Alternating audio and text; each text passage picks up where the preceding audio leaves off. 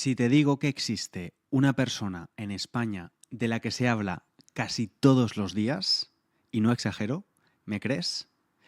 Y puede que pienses en el rey o en el presidente del gobierno, pero no, aunque de ellos también se habla mucho, claro. Lo especial de esta persona es que se ha estado hablando de ella de forma constante en los últimos 40 años. Una mujer de la que no solamente se habla de ella en televisión y otros medios de comunicación constantemente, sino que es tan famosa que incluso su familia es famosa. Personas que por el simple hecho de tener su apellido ya son personajes públicos. Y no solo su familia, incluso las personas que han trabajado con ella se han convertido en personajes de la prensa del corazón, la prensa que habla de la vida de las celebridades. Hoy voy a hablarte de una mujer cuya vida está a punto de convertirse en una serie de ficción, una serie que, según dicen, será intensa, llena de emociones, traiciones, escándalos, romances, todo. Y al final del episodio intentaremos explicar por qué esta fascinación con una sola persona y si eso dice algo de la sociedad española. Pero a ver, ¿de quién estoy hablando? Pues hoy te lo voy a contar, pero de una forma un poco diferente. Vamos a narrarlo como si fuera un cuento, porque su vida parece sacada de una película. De hecho, como se suele decir, la realidad supera la ficción. Y antes de empezar con la historia, como siempre, te recuerdo que puedes leer la transcripción completa de este episodio, la traducción al inglés, las tarjetas de vocabulario y el ejercicio de comprensión en la página web SpanishLanguageCoach.com. Todos estos recursos son gratuitos. Y ahora sí, prepara los oídos porque hoy vamos a conocer la historia de la persona más famosa de España, Isabel Pantoja, o más conocida en España simplemente como La Pantoja. Había una vez una niña que nació en 1956 en el barrio de Triana, en Sevilla, en el sur de España. Su nombre completo era María Isabel Pantoja Martín. Nació en una familia muy humilde, pero con una fuerte tradición musical. Su padre era cantaor de flamenco y su madre también tenía mucho arte. La música era parte de su casa, de su día a día, y desde muy pequeña Isabel respiraba arte y ritmo. Triana, su barrio, no es un barrio cualquiera. Es uno de los lugares más emblemáticos de Sevilla. Es un barrio de casas blancas, de patios andaluces, de azulejos pintados a mano y de calles que suenan a guitarra. Históricamente ha sido un barrio de clase trabajadora, con mucho orgullo y mucha identidad. Se considera una cuna del flamenco, es decir, un lugar donde nace y se desarrolla algo muy importante. En este caso, el flamenco, porque allí han nacido o vivido muchos artistas importantes del cante, del baile y de la guitarra. Un barrio con mucho arte, con mucha música, con mucho flamenco y porque sí, la protagonista de esta historia es cantante, pero no una cantante cualquiera, es una leyenda viva de la copla, un estilo de música tradicional española muy emocional, muy pasional, y la copla suele hablar de temas como el amor, el desamor, la pasión, los celos y el folclore popular español. Esta niña se llamaba Isabel y desde muy pequeña ya mostraba talento para cantar. Con tan solo 7 años subió a un escenario por primera vez. La gente la escuchaba y se quedaba en silencio. Les dejaba con la boca abierta. Esa niña tenía algo, tenía duende, una palabra que usamos en España para describir a alguien que tiene un talento especial, casi mágico, para emocionar con su arte. Poco a poco fue creciendo y su voz también creció. Su talento no pasó desapercibido y con esfuerzo, disciplina y muchas actuaciones se fue haciendo un hueco en el mundo de la música. Y un papel clave en este camino lo tuvo su madre, Ana. Fue ella quien la acompañaba a las actuaciones, quien la apoyaba en los ensayos y quien hacía todo lo posible para que su hija pudiera cumplir su sueño. En los años 80, Isabel ya era muy famosa como cantante. Era una estrella. Su música llenaba teatros y su estilo, muy andaluz, muy emocional, conectaba con el público. Y entonces llegó el amor. Se enamoró de un torero. Sí, un torero, un matador. Y no uno cualquiera, el más famoso del país en ese momento, Paquirri. La pareja era la imagen perfecta de la cultura española. Ella, la artista de copla, la folclórica del momento, y él, el torero valiente. Se casaron en una boda espectacular, televisada, con miles de personas viéndolos. Y parecía que todo era perfecto, parecía un cuento de hadas. Pero, como en muchos cuentos, apareció la tragedia. Solo un año después de la boda, Paquirri murió en una corrida de toros. La noticia sacudió al país entero. Isabel, con solo 28 años, se convirtió en viuda, la viuda de España, y en madre de un bebé, Kiko, que más adelante también se haría famoso, por supuesto. Y aquí es donde empieza otro capítulo de esta historia. A partir de este momento, la prensa del corazón o del cotilleo, es decir, la prensa que habla de la vida privada de los famosos, se obsesionó con Isabel. Había una demanda constante de contenido sobre ella. Entrevistas, fotografías, rumores, declaraciones, todo valía. Las revistas, con su cara en la portada, se vendían más. Los programas de televisión subían su audiencia si hablaban de ella, y cualquier detalle de su vida generaba horas de contenido. Isabel se convirtió en un producto mediático muy rentable. Todo el mundo quería saber cómo estaba, qué hacía, con quién salía, cómo criaba a su hijo en soledad. Y durante años, Isabel fue la reina de la televisión. Siempre aparecía, aunque no quisiera, a veces concedía entrevistas, otras veces simplemente salía en las portadas de las revistas del corazón sin decir nada.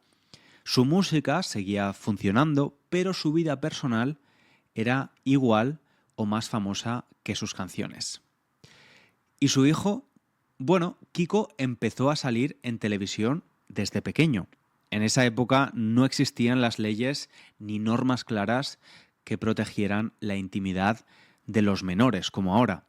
Así que su imagen aparecía constantemente en las revistas y en la televisión.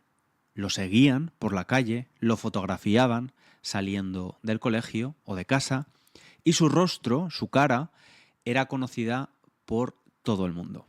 Y con el tiempo, Kiko se convirtió en DJ, en personaje televisivo y en protagonista de muchos escándalos también. Pero volvamos a la prota de la historia, a la protagonista, Isabel. Pasaron los años, Isabel siguió cantando, vendiendo discos, apareciendo en televisión y también tuvo más relaciones sentimentales, algunas públicas, otras secretas, y tuvo también relaciones muy intensas de amistad.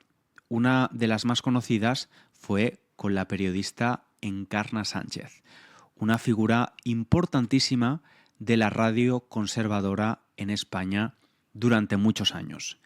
Su amistad fue tan profunda y constante que durante mucho tiempo se especuló sobre la naturaleza de esa relación. Y otra amistad muy conocida fue con María del Monte, también cantante, también andaluza. Eran uña y carne. inseparables y se mostraban en público con una cercanía que hacía pensar que eran más que amigas. Sin embargo, esa amistad también tuvo un final doloroso y público. Y también está la historia de su hija adoptiva, Isa Pantoja, a quien adoptó en Perú cuando era solo un bebé. La adopción fue muy mediática y se presentó como un acto de generosidad y amor. Pero como muchas cosas en la vida de Isabel, la relación con su hija, ahora adulta, también ha tenido luces y sombras. De hecho, a día de hoy, Isabel no tiene relación con ninguno de sus dos hijos, lo que, como comprenderás, añade gasolina, alimenta que se continúe hablando de ellos. Y hubo también una relación muy comentada que tuvo consecuencias importantes. Su relación con Julián Muñoz, exalcalde de Marbella. Esta relación fue muy pública y muy polémica, porque él estaba casado cuando empezaron.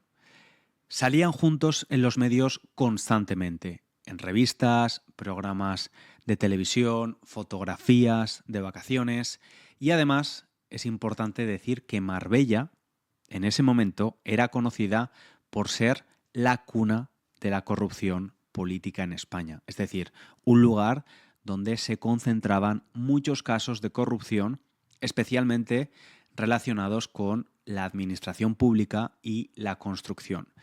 Muchos políticos, empresarios y personajes públicos fueron investigados o condenados por delitos económicos y el nombre de Marbella aparecía continuamente en los medios como símbolo de ese escándalo, ¿no?, generalizado. Y aquí, estudiante, te quiero contar una pequeña anécdota personal. Una vez, hace muchos años, estaba trabajando en un centro comercial vendiendo teléfonos móviles. Isabel Pantoja estaba allí firmando discos a sus fans y a su lado estaba Julián Muñoz, su novio. Y recuerdo que muchas señoras se acercaban a él para pedirle un autógrafo también y él les decía con una sonrisa medio irónica: no, yo no firmo nada, que no quiero acabar en la cárcel. Spoiler, Julián, novio de Isabel, acabó en la cárcel. Y de repente, un día, Isabel también fue arrestada por la policía. Sí, como lo oyes, arrestada, y posteriormente hubo un juicio supermediático y llegó la condena. Fue condenada por un delito de blanqueo de dinero en relación a este caso de corrupción política.